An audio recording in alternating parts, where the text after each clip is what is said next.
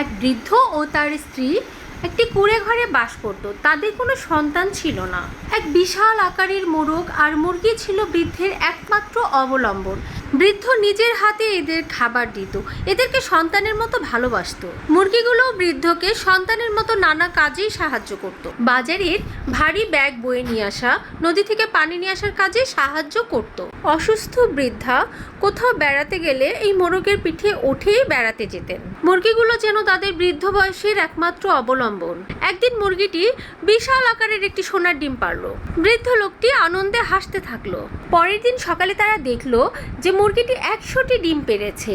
তারা ভীষণ অবাক হলো। বৃদ্ধ গাড়ি ভর্তি ডিম নিয়ে শহরের দিকে গেল সেগুলো বিক্রি করার জন্য। ডিমগুলো বিক্রি করে বৃদ্ধ ঝুড়ি ভর্তি টাকা পেল। সেই টাকা দিয়ে মুরগির জন্য আরো অনেক বেশি খাবার কিনলো। মুরগিটা পরের দিন আরো অনেক বেশি ডিম দিল।